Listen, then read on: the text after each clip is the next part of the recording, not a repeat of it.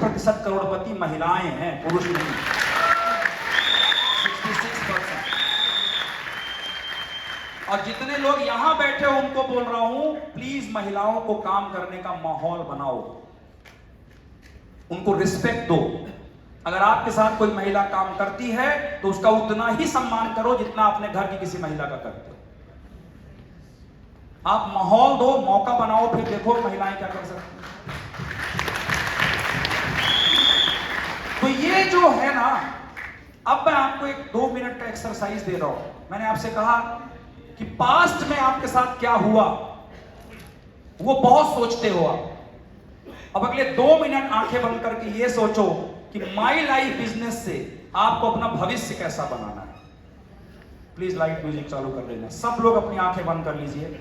सिर्फ इतना सोचना है कि अगले 5 साल में हमको इस माई लाइफस्टाइल बिजनेस से कैसी जिंदगी जीनी है। जिसको जैसी जीनी हो वैसी सोचो। 7 मिनट का विजुअलाइजेशन 1 मिनट की वास्तविक जिंदगी बनाता है। और ये सिर्फ आज मत सोचो, अब हर सुबह उठकर सोचो। मैं आज भी जब सुबह उठता हूं सबसे पहले बजरंगबली को प्रणाम करता हूं, उनसे बोलता हूं भगवान मुझे शक्ति दीजिए। फिर अपने माई लाइफस्टाइल बिजनेस की तरफ देखता हूं। एक गोल चार्ट बना के रखा है और एक सपना देखा है दोस्तों।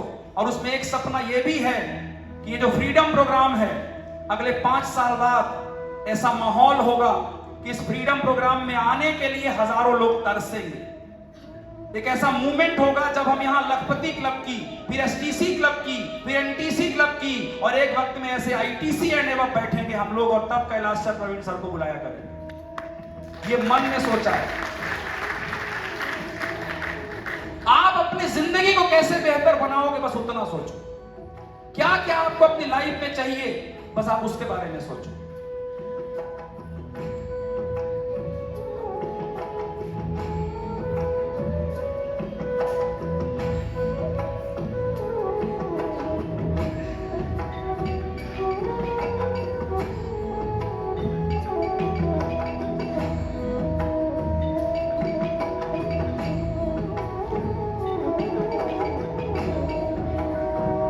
थोड़ा पानी पी लो। दोनों हाथ रगड़ते हुए अपनी आंखों के ऊपर रख करके आंखें खोल लीजिए।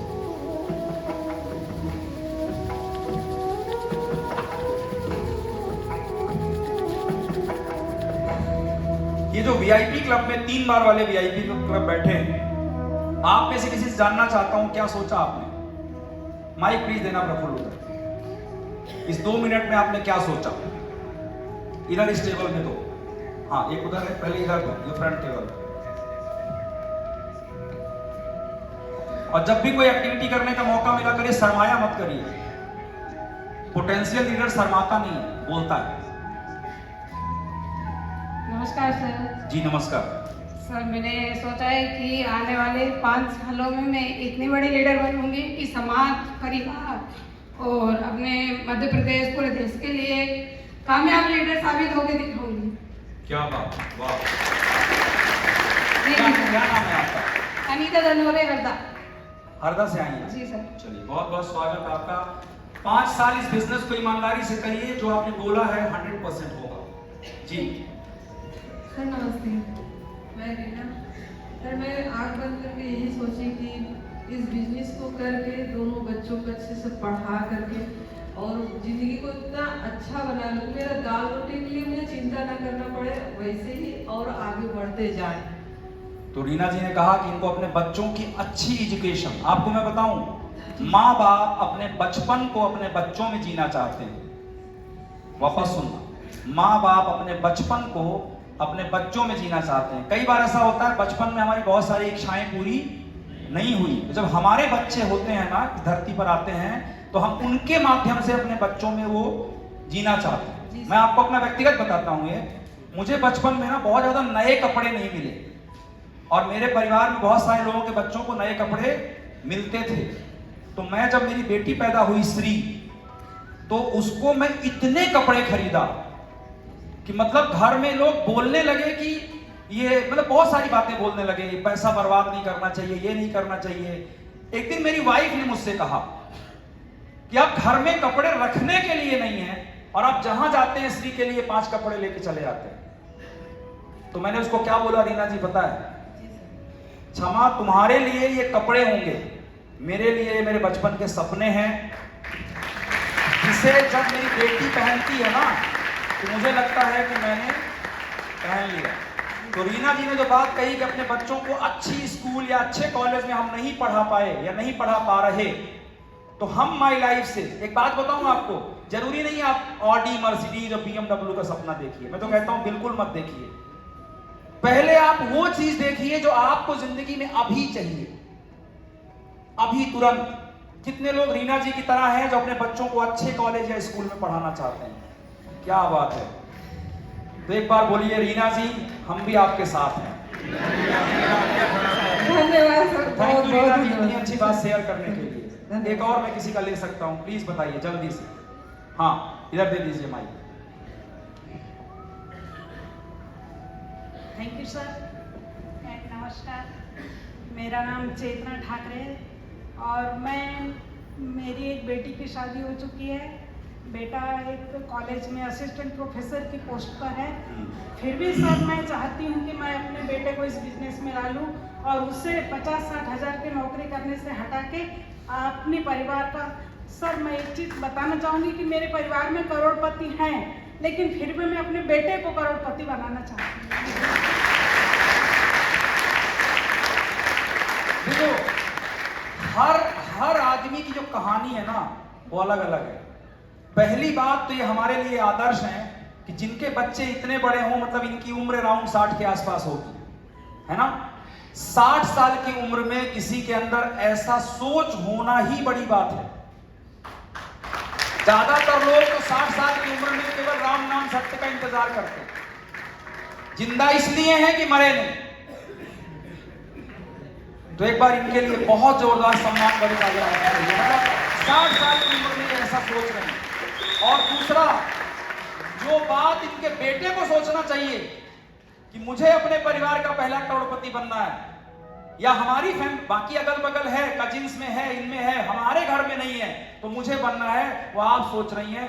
बहुत अच्छा लगा मुझे आपसे मिलकर। बस एक बात बोल रहा हूं आपको, इस बिजनेस को छोड़िएगा मत, समर्पण से दीजिएगा समय। कहीं कोई तकलीफ आए शेयर करिएगा, हम लोग सॉल्व करेंगे मिलकर, लेकिन छोड़िएगा मत। Thank you. अभी टाइम नहीं है, नहीं तो मैं बात, मुझे मालूम है सब लोग करना चाहते हो, लेकिन समय की पाबंदी है, इसलिए हम थोड़ा आगे बढ़ेंगे।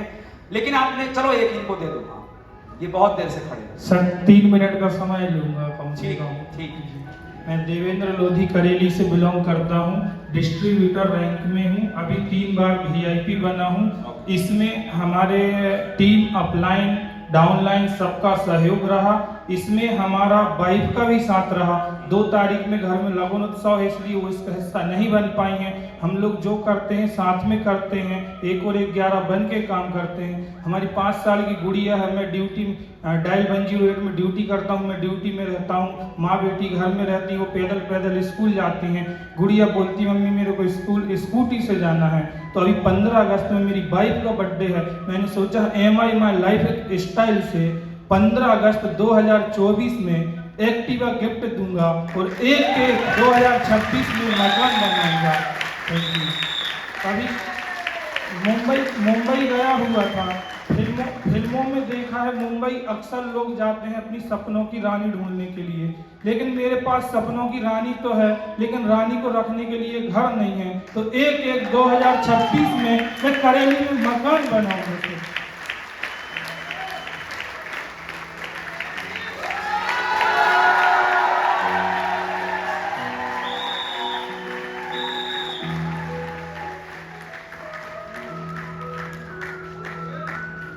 जितना अच्छे तरीके से आपने ये बात रखी, सोचते तो सभी लोग हैं, जितना अच्छे तरीके से आपने आज ये बात रखी, इतना क्लैरिटी के साथ ज्यादातर लोग नहीं रख पाते। बस ये जो मन में आपके बात आई है, प्लीज इसे मरने मत देना। और अपने सपनों की रानी को स्कूटी नहीं, न जाने क्या क्या दोगे आगे चल।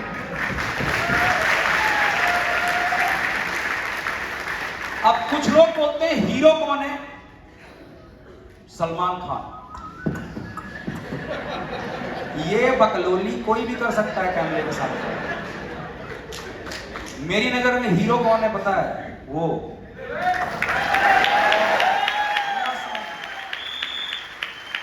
जो अपनी 5 साल की गुड़िया और अपनी पत्नी के लिए स्कूटी खरीद के दे रहा है ना, ये भावना उसकी इतनी अच्छी है, ये असली हीरो है। आपका हीरो वो मत देखो वो फिल्मों में, वो सब नौटंकी है। अब इनको कभी अपना आदर्श मत बना लेना। आदर्श वो है जो अपनी रियल लाइफ में कुछ काम करके, कुछ पुरुषार्थ करके, कुछ सेवा करके। मैं ये नहीं कह रहा हूं पैसा बस कमा के। हो सकता है अब्दुल कलाम जी ने पैसा नहीं कमाया, लेकिन अब्दुल कलाम जी ने जो काम किया देश के लिए, आज वो हजारों लाखों युवाओं के आदर्श है ना। हो सकता है मुंशी प्रेमचंद जी ने पैसा नहीं कमाया, लेकिन मुंशी प्रेमचंद जी ने जो काम किया वो हजारों लाखों के लिए आदर्श है। लेकिन एक बात ये भी सही है कि हम सभी अब्दुल कलाम या मुंशी प्रेमचंद नहीं बन सकते। हम नॉर्मल लोग हैं, उतने महान नहीं हैं। और एक बात आपको और बताऊं, कई लोग बोलते हैं पता है क्या, अपने लिए सोचना तो कुत्ता भी सोच सकता है ना। बस समाज के लिए सोचो या दुनिया के लिए सोचो, ये अच्छी बात है, इसको मैं सहमत हूं। लेकिन ये बात कब अच्छी लगती है पता है? ये बात अच्छी लगती है एक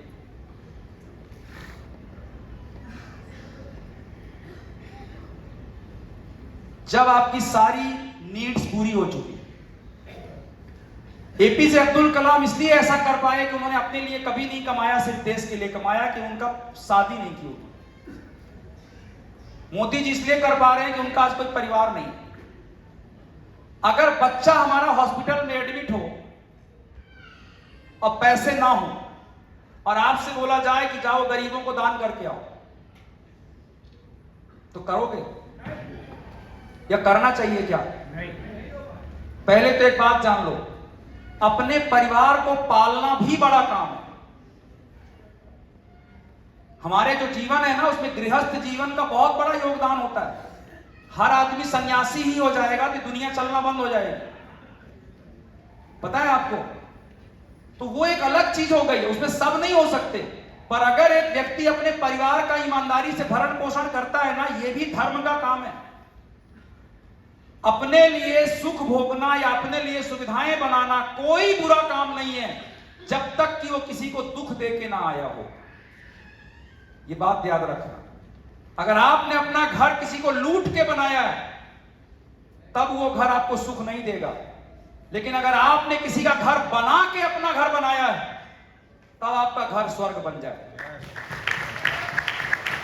और ये मौका माई लाइफस्टाइल से हमें मिलता है कि हम जब अपनी डाउनलाइन को पैसा कमवाते हैं, तब हम पैसा कमाते हैं। मतलब पहले हम पुण्य का काम करते हैं, फिर अपने परिवार का भरण पोषण करते हैं।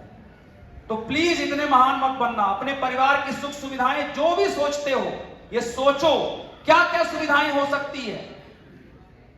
मैं जब इस बिजनेस में आया था तो इतने बड़े सपने लेके नहीं आया था। आज इन्होंने स्कूटी लेने को बोला है ना, मैं इस बिजनेस में क्यों आया था आपको बताता हूं, बता दूं? मैं इस बिजनेस में आया क्यों था, ये एग्जैक्टली आपको बताता हूं, एग्जैक्टली। और अब आप सबको ये कारण और अच्छे से मिल जाएगा। ना ऑडी के लिए आया था, ना ये जीटीसी बनने आया था, ना बड़ा घर बनाने आया था, ना ये मोटिवेशनल स्पीकर बनने आया था, ना मैं ये ऑथर बनने आया था। मैं कुछ बनने नहीं आया था। मैं जब इस बिजनेस में आया था, मेरा आने का रीजन समझो। जब मैं बिजनेस में आया उस वक्त मैं एक जॉब करता था। सुबह 6 बजे से शाम को 6 बजे तक 12 घंटे की मेरी जॉब थी। एक प्राइवेट कोचिंग सेंटर में मैं पढ़ाया करता था, उसके बदले मुझे कुछ पैसे मिलते थे, राइट? तो मैंने जब ये जॉब शुरू की तो शुरू से ही मेरा जो बॉस था वो मुझसे खुश नहीं था। मैं पढ़ाता बहुत अच्छा था, लेकिन मेरे बॉस को चापलूसी पसंद थी। कितने लोग जॉब करते हैं, कितने लोगों के बॉस को चापलूसी पसंद है? जॉब वाले कम हैं, जिनके बॉस को चापलूसी पसंद है वो ज्यादा है। जब कोई आदमी बड़े लेवल में पहुंचता है ना, तो वो भगवान बनना चाहता है। ये बहुत बड़ी प्रॉब्लम है। तो मेरा जो उस वक्त बॉस थे, वो बोले तुम त्रिपाठी पढ़ाते अच्छा हो, लेकिन तुम्हारा व्यवहार ठीक नहीं है। हम कहे साला हम पढ़ाने आए हैं कि बॉडी मसाज करने? भाई हम पढ़ाते अच्छा है तो और का व्यवहार चाहिए हमसे। तो बोले नहीं नहीं पढ़ाई अच्छा नहीं। तो मतलब उन्होंने मुझे वार्निंग दिया 2-3 बार। तीसरे महीने उन्होंने मेरे साथ एक काम किया। जब मेरा तनख्वाह देने का टाइम आया तो बाकी सभी की तनख्वाह मिल गई लेकिन मेरी तनख्वाह नहीं मिली। तो मैं मैनेजर के पास गया, मैंने कहा भैया मुझे भी पैसे दे दो, मेरा 1 महीना पूरा हो गया है। बोले आपको बॉस ने बुलाया है, वही देंगे तनख्वाह। तो हम कहे अभी तक तो तुम देते थे। बोले नहीं इस महीने से बॉस ने। तो मैं गया तो बॉस ने अपना एक गार्ड लगा के रखा था और सब सिखा पढ़ा के रखा था। तो गार्ड ने मुझे बोला पता है क्या, बैठो वेट करो। मैं 1.5 घंटा बैठा रहा और केबिन से, जो बॉस अंदर केबिन में बैठे थे, वहां से सिगरेट की स्मेल आ रही थी। मतलब बॉस अंदर बैठ के क्या कर रहे थे? सिगरेट पी रहे थे, कोई जरूरी काम नहीं कर रहे थे। और मैं ये समझ भी गया कि बॉस क्या कर रहे हैं। बॉस मुझे परेशान करना चाहते थे कि ये नौकरी तो छोड़ नहीं सकता, तो मेरी गुलामी इसको माननी पड़ेगी। लेकिन मैंने बताया बचपन से साला मेरे अंदर एक प्रॉब्लम कि मुझे लगता है मुझ में है दम। आई बात समझ में? तो मैं उस दिन तो चला गया, अगले दिन मैं वापस गया, अपना ड्यूटी पूरा किया, बॉस के केबिन में गया। बॉस ने वापस बोला बोलो वेट करे। मैंने उसको बोला गार्ड को, उनसे पूछो कितना वेट करे। आई बात समझ में? तो वो गया, बोला पूछ रहे कितना वेट करे। तो बोलो बोल दो आधा घंटा वेट करे। तो मैं बैठ गया, आधा घंटा में हिला नहीं उधर से। जब 30 मिनट हो गया मैं सीधे उठा, अंदर का सिंघम जागृत हो गया। मैं उठा और गार्ड को ऐसे में साइड किया, केबिन खोला, बाहुबली स्टाइल में एंट्री मारी। बॉस सिगरेट पी रहे थे। बॉस को उम्मीद भी नहीं थी कि इंप्लॉई ऐसा कर सकता है।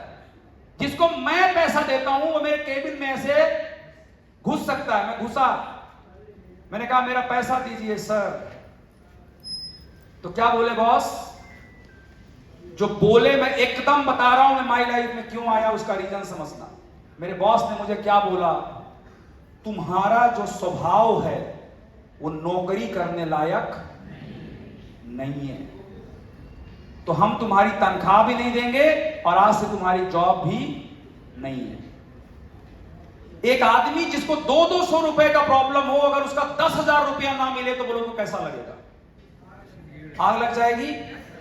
मैंने ऐसा बोला उनको, मैं बोला सुनिए सर, तनख्वाह नहीं मिलेगी मेरा बड़ा नुकसान है, लेकिन आपने मेरा एक फायदा बहुत बड़ा कर दिया आज।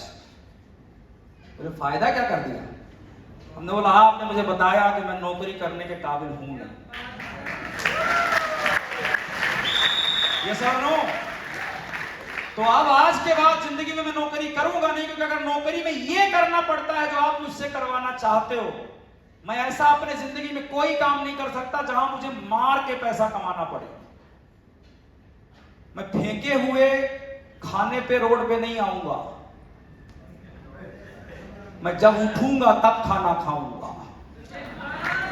आई बात समझ में? मैं ऐसे नहीं काम कर सकता। तो जब मेरे सामने माई लाइफस्टाइल आया ना, तो मेरे अंदर मेरे बॉस का चेहरा जगे, क्योंकि मैं परेशान हो गया अंदर से। और मैं बजरंग बली को बहुत मानता हूं। मैं तो ये तक मानने लगा हूं आजकल कि वो यहीं कहीं बैठे हुए, पता नहीं, मतलब मैं ये मानता हूं। तो मैं गया बजरंग बली के पास, मैंने बोला बॉस ने बोला नौकरी तुम कर नहीं सकते, तो बताओ ना क्या करे भगवान। और उसके बाद मुझे क्या मिला? माई लाइफस्टाइल। तो मैं समझ गया भगवान बोले हैं तू नौकरी मत कर, तू माई लाइफस्टाइल कर, जहां अपना बॉस तू खुद बनेगा। तू खुद डिसाइड करेगा तेरे को कैसे काम करना है, कोई और डिसाइड नहीं करेगा। ये था मेरा माई लाइफ करने का कारण। कितने लोग इस कारण से रिलेट करते हैं? अरे बाप रे, 90% लोग। सोच के देखो, 5 साल से 10 साल से आप एक ऐसे आदमी को झेल रहे हो, घर भी आते हो दिमाग में उसी आदमी का चेहरा बना रहता है कि नहीं? और जब वो केबिन में बंद करके आपको बुरा भला कहता है, उसके बाद भी आप कहते हो yes sir, good afternoon sir, और अंदर से लगता है हराम खोर, खा लेंगे तुझे, है कि नहीं? इतना प्रेशर में जी रहे हो तो डायबिटीज नहीं होगी, ब्लड प्रेशर नहीं होगा। तुम प्रेशर में साला 24 घंटा हो तो ब्लड में प्रेशर ही ना बनेगा बे, क्या बनेगा उसके बाद? राइट और रॉन्ग? आज के डेट में दारू पीने से उतना नुकसान नहीं है जितना स्ट्रेस से है। अब जो दारू पीते हैं बोले आज भगवान ने सही बात बोली। मैंने ये नहीं बोला दारू पियो, ये सेहत के लिए अच्छा है। मैंने ये बोला कि दारू पीने में जितना नुकसान नहीं है उससे ज्यादा नुकसान किससे है? स्ट्रेस से है। इंसान अपने मन की जिंदगी जीना चाहता है, और जब कोई बांध के रखता है ना तो टेंशन कभी दिमाग से नहीं उतरती और इसलिए बीमारियां हो रही। तो मेरा कारण, मैं किस्मत वाला हूं, मैं भगवान का धन्यवाद देता हूं कि मेरी जिंदगी में माई लाइफस्टाइल जैसा बिजनेस आया जिसने मुझे वाकई में सिंघम वाली जिंदगी जीने का मौका दिया। कितने लोगों को यह विश्वास आया माई लाइफस्टाइल? आपकी जिंदगी में यह पीड़ा थी दोस्तों, इसीलिए यह बिजनेस आपकी जिंदगी में आया है। आप डाइनिफाइव पीने के लिए नहीं आए, आप कफनिल पीने बस नहीं आए, कफनिल तो कुछ और भी मिल जाती। आप आए हो उस बॉस की गुलामी से निकलकर अपने परिवार का पहला करोड़पति बनने इस बिजनेस में। तो कितने लोग ये मानते हैं कि हम ये पार्ट टाइम इस बिजनेस को करो, इनकम जनरेट करो, साल 2 साल पार्ट टाइम करो, फिर इसको फुल टाइम करो। राइट? कितने लोग करने को तैयार है ये काम? तो आप सभी जितने लोगों ने हाथ उठाया मेरे साथ बोलिए, हम भगवान का धन्यवाद देते हैं कि हमारी जिंदगी में माई लाइफस्टाइल बिजनेस दिया, और खुद से और अपने परिवार से ये वादा करते हैं कि हम इस बिजनेस को हमेशा ईमानदारी से करेंगे और अपने परिवार का पहला करोड़पति बनेंगे। तैयार हो? एक बार लगातार 3 बार मेरे साथ बोलना, मैं बनूंगा परिवार का पहला करोड़पति।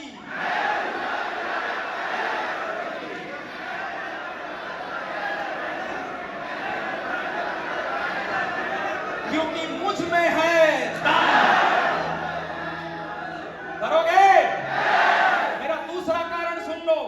मेरा दूसरा कारण था फाइनेंशियल क्राइसिस। मेरी शादी हुई, और शादी कैसे हुई पता है? मेरे पापा ने मुझे गांव से एक दिन फोन किया, बोले गांव आ जाओ। मैंने बोला क्या है? बोले आ जाओ, बोल रहा हूं, मुझे पता चल जाएगा क्या है। तो मुझे दिमाग, मेरे पापा बहुत स्ट्रिक्ट हैं, बहुत खतरनाक हैं। जो लोग उनको जानते हैं वो जानते हैं, हम तो जानते ही है ना। मतलब वो जब हम 11वीं 12वीं तक थे तब तक झापड़ दे देते थे, और अभी भी देख देते हैं जोर से तो झापड़ जैसे लगता है। मतलब अभी भी हिम्मत नहीं है। यहां इतना बोल रहा हूं, सामने बैठ जाए तो मैं सिंघम अंदर। आई बात समझ में? तो मेरे पापा ने मुझे फोन करके क्या बोला? गांव आ जाओ। अब समझना मैं कितना डरता हूं उनसे। अब मेरे अंदर चल रहा है कि पापा ने आज तक गांव नहीं बुलाया, इस बार गांव क्यों बुलाया? इनका फोन आया है तो कुछ तो कारण है। मैंने पता करना शुरू किया, तो मेरे बड़े भैया थे, बड़े भैया से बात हुई मेरी। बोले भैया पापा ने 11 जून और 21 जून को गांव बुलाया, क्या है? बोले 11 जून को तुम्हारा तिलक है और 21 जून को तुम्हारी शादी है। बाकी जो फल मीठा था हमने खा लिया उसके पहले। ये वाले प्रोग्राम में इसलिए आना है कि तुमको बैठना पड़ेगा पूजा में, और कुछ जानना हमने नहीं। अब तो भाई जब बैठना ही पड़ेगा तो आएंगे। और हम पहुंच गए और शादी हो गई। और जब मैं शादी के दिन वो गाड़ी बुक करते हैं ना, एक बोलेरो, जितने मध्यम वर्गीय वाले होते हैं वो एसी गाड़ी बुक करते हैं शादी के दिन। उसी दिन पहली बार एसी गाड़ी में बैठते हैं साले। उसके पहले लटकेंगे, लेकिन उस दिन मेरे लिए भी क्या बुक हुई? एसी गाड़ी। कि मतलब तू टेंशन मत ले, आज एसी चल रहा। तो हम एसी गाड़ी से गए, तो जिस घर के सामने वो गाड़ी ड्राइवर ले गया वो एक बहुत बड़ी हवेली बनी थी, जैसे फिल्मों में दिखाते हैं ना, मस्त एकदम किला टाइप की हवेली। तो मैं ड्राइवर को बोला बैक कर, यहां मेरी शादी नहीं हो सकती। कहां ले जा रहे हो? बोला नहीं भैया आपकी शादी यहीं है। बोले गलत इंफॉर्मेशन है, मारा जाएगा, पहले देख ले। फिर मैंने अंदर देखा तो वहां लिखा हुआ था दुर्गेश परिणय क्षमा का मामला तो हमारा ही है, लेकिन बिल्डिंग बहुत बड़ी है भैया। इतनी बड़ी बिल्डिंग में हमारी शादी कैसे हो सकती है? अंदर गए, पता चला ये उनका घर था। भाई इनका घर है। अब मैं पता है क्या टेंशन में था, फोटोग्राफर आए, बोले स्माइल प्लीज। हमारी स्माइल नहीं निकल रही थी, तो वो बोला आप मतलब, मेरे मन में स्माइल क्यों नहीं निकल रही थी पता है? मैं सोच रहा था ये साले पागल हैं क्या, इतनी बड़ी बिल्डिंग वाला इनका घर है, गाड़ियां खड़ी हैं। चलो अगर लड़की कानी लूली लगड़ी होती तब तो लॉजिक है कि शायद ऐसा ही कोई गरीब आदमी पकड़ा कि चलो एक काली लड़की इसको भी दे देते हैं। लड़की देखी तो मैंने कहा यार ये तो फिल्मों टाइप लग रही है ना, लड़की भी ठीक है। तो साले ये किए क्यों मुझसे शादी? गड़बड़ क्या है ना? अब वो द्वार 4 में मैं बैठा हूं और पंडित जी मंत्र पढ़ रहे हैं और मैं ये सोच रहा हूं, और कैमरामैन बोल रहा है स्माइल प्लीज। हमने बिल्कुल स्माइल नहीं, पहले ये बात बताओ। लेकिन मुझे उस वक्त नहीं पता था, पर आज मुझे इसका कारण पता है। बताऊंगा तब, अगर कभी क्षमा मिले तो बोलना मत। अब मेरे ससुराल वाले भी कभी मिले तो बोलना मत। मां कसम बोलो।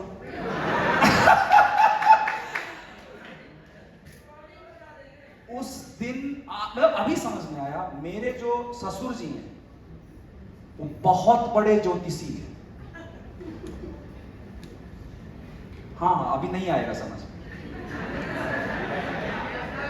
उन्होंने कई साल पहले ये पढ़ लिया था कि बाद में ये सिंघम बनेगा, बाद में ये माई लाइफस्टाइल का जीटीसी बनेगा, इसको हजारों लोग सुनने आएंगे। तो उन्होंने उसी वक्त आईडी ग्रीन करके केवाईसी कर दी और रेगुलर रिपर्चेज कर रहे थे तब से, जिससे आईडी कहीं और ग्रीन ना होने पाए। आज मस्त मजे में है, आइयो समझ में। लेकिन ये तो हो गई मजाक की बात। क्षमा के घर आने के बाद मेरे साथ क्या हुआ आपको बोलता हूं। मैं देख के आया हूं, वो एक कोठी से आ रही है और मेरा घर 2 कमरे का। मैं देख के आ रहा हूं कि उसके घर में किस तरह की लाइफ वो जीते हैं, और हमारी लाइफ कम से कम 50 गुना पीछे है। वो जो चावल खाते हैं वो हमारा ड्रीम भी नहीं है। और उससे बुरी बात कि क्षमा ने मुझसे कुछ भी मांगा नहीं, कुछ बोला नहीं। आपने फिल्मों में डायलॉग सुना है ना, तू मेरे दिल में रहती है, मैं तेरे दिल में रहता हूं, छोड़ दे दुनियादारी को, तुझसे मोहब्बत करता हूं।